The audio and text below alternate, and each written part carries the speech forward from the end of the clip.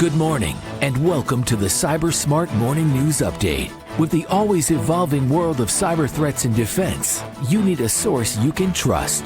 FBI retired Special Agent Darren Mott guides you through today's intricate cyber landscape and brings you the latest headlines and insights and what it means to you. Let's dive into today's cyber news.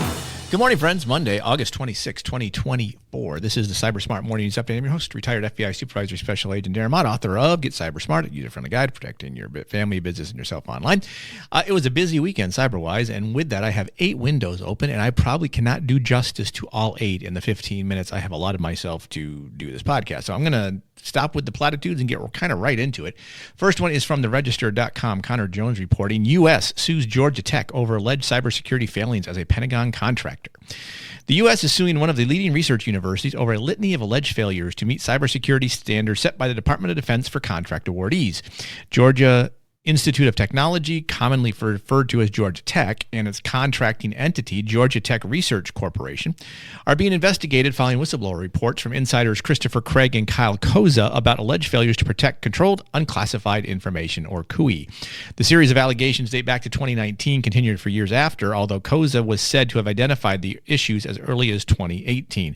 Among the allegations is a suggestion that between May 2019 and February 2020, Georgia Tech's Astrolabos Lab, ironically a group that focuses on cybersecurity issues affecting national security, failed to develop and implement a cybersecurity plan that complied with DoD standards, which is NIST 800-171 if you want to go read them. It's 110 controls that if you do business with the U.S. government, especially Department of Defense specifically here, you must basically assess yourself as how you're working these particular controls, and you have to have a plan on how you're going to do it. For those controls you don't necessarily currently meet, a plan, what's called a POAM, that will allow you to say within so many months we are going to resolve this by doing A, B, and C. So it does say when the plan was implemented in February 2020, the lawsuit alleges it wasn't properly scoped. Not all necessary endpoints were included, and that for years afterwards, Georgia Tech failed to maintain the plan in line with regulations. So basically, they lied about what they were doing, right? And this is not just Georgia Tech. I can almost guess that there's a lot of people that do business with DoD that this is a problem. And will continue to be a problem. Even when what's new in DoD called the Cybersecurity Maturity Model Certification comes out, that's going to require companies actually that's going to resolve the issue, because if you want to apply for and get a contract, you have to be certified that you're doing these things correctly. Right now, there is no certification. You have to self-attest that, we know we have to do these 110 things under NIST 800-171. And for the ones that we're not, here's our plan of action to eventually do them. Apparently, and I don't know the case here, right? I'm just kind of winging it based on this article. What Georgia Tech did was said they were going to do, let's take multi-factor authentication for an example. This may not be the control. I'm completely guessing. They said, we're going to have this deployed by January 2019 or 2020. They didn't do it. Apparently in this one, it says they didn't install anti-malware solutions like they're supposed to. So that's not good. So there you go. Well, it does say the two organizations are accused of issuing themselves a score of 98 on the self-certification, which was later deemed to be fraudulent based on various factors. So it's a False Claims Act, and not surprising that the government's doing this. They could probably do it to a lot of other cleared defense contractors if they choose to do so, because cleared defense contractors have not really been held to account for not doing these kind of things. All right, in what I found to be an ironic headline with a humorous line in it, I had to share this with you. This is from cybernews.com, Stephanie Schaffert reporting. Microsoft to hold security summit triggered by the CrowdStrike outage.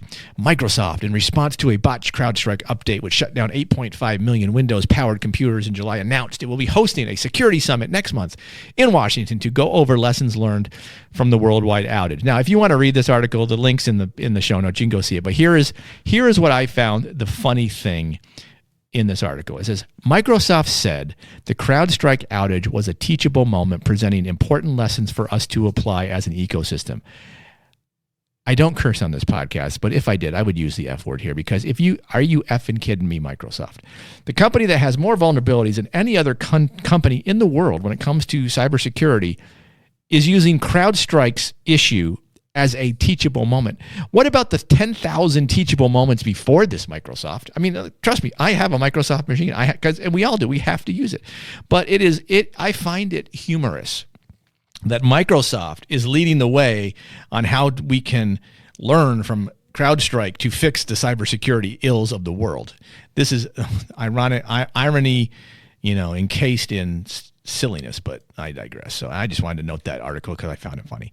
In another article that is going to come to you as no surprise and could have any of a series of other organizations in the title.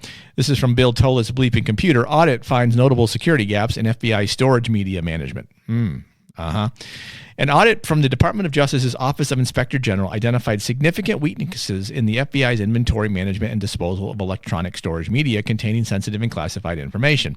The report highlights multiple issues with policies and procedures, as it always is with any organization, or controls for tracking storage media extracted from devices, and significant physical security gaps in the media destruction process. The FBI has acknowledged these issues and is in the process of implementing corrective actions based on the recommendations. Now keep in mind, if we did an OIG for every Justice Department agency, be it is DEA in the Justice Department? Let's assume they aren't, but whatever. Pick a Justice Department entity, a 3-letter agency, even outside the Department of Justice, Department of State, Department of Defense, whatever. I'm going to guess most of them have similar issues to this. This is not going to be, I'm not here to pick on the FBI because certainly they're doing it wrong, but they're a huge bureaucratic organization.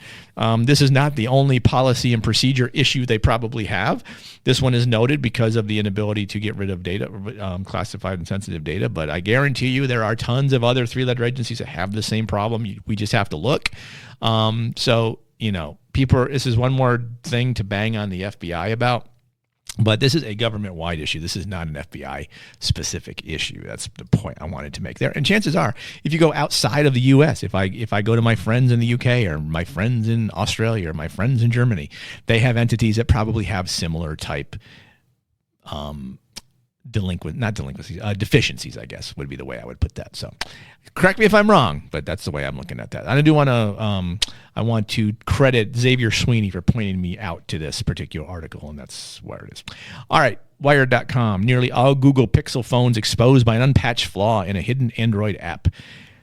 Now, here's a sad subheadline. A fix is coming, but data analyst giant Palantir says it's ditching Android devices altogether because Google's response to the vulnerability has been troubling.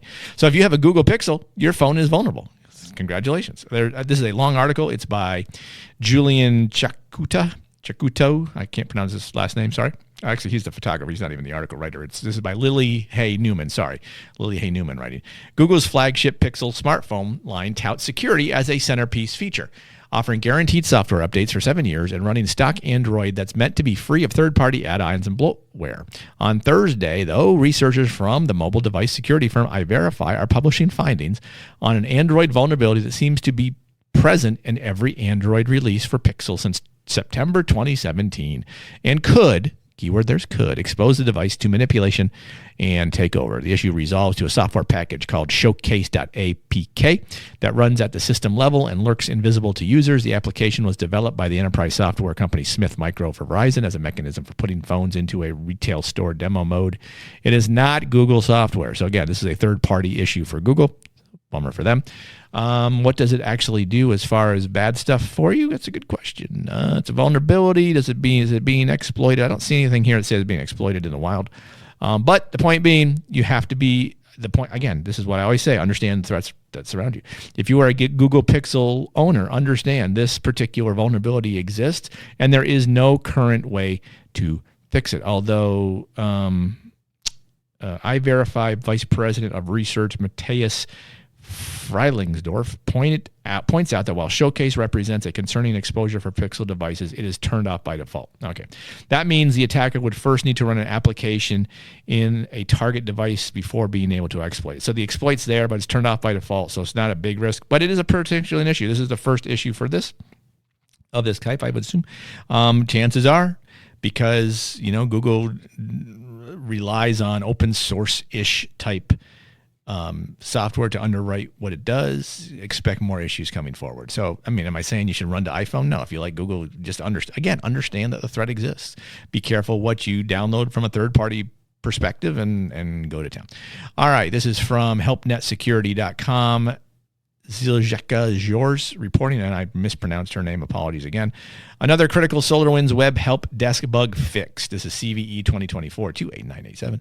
A week after SolarWinds released a fix for a critical code injection to RCE vulnerability in Web Help Desk, another patch for another critical flaw in the company's IT help desk solution has been pushed out.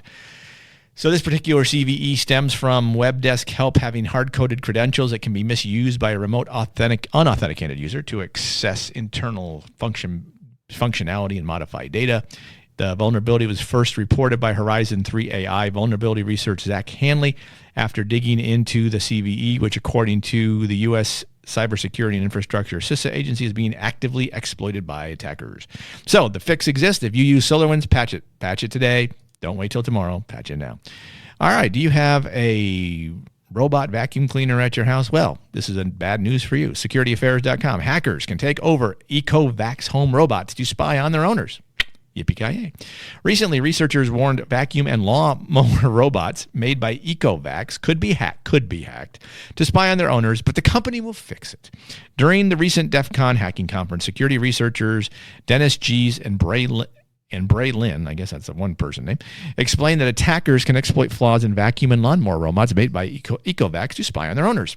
The researchers analyzed the following devices, and they're listed here in the article if you want to take a look at it. The experts discovered a set of flaws that could allow threat actors to take over the device's cameras and microphones via Bluetooth. The expert pointed out the robots have no light to indicate that the cameras and microphones are on. I didn't even know that these vacuums had microphones. I have a iRobot. I know it's got a camera. It's got some kind of sensing thing, but didn't know it had a microphone. Why would it even have a microphone?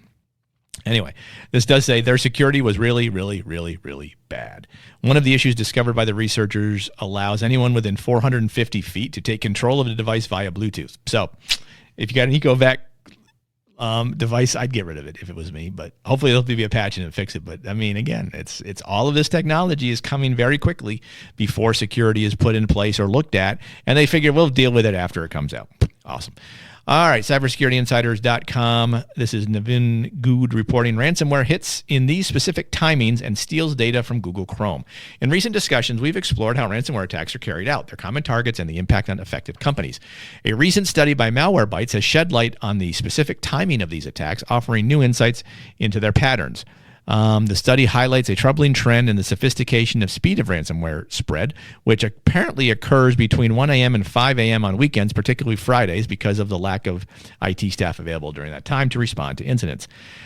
Previously, the interval between initial access and data encryption was about 3 weeks. However, in the past year, the time frame has dramatically decreased to just 6 to 13 hours. So once a bad guy's in your system, not only can he steal your data, but he can do it and encrypt all your stuff in less than a day. The rapid progression underscores the urgent need for swift detection and response measures to combat these attacks effectively.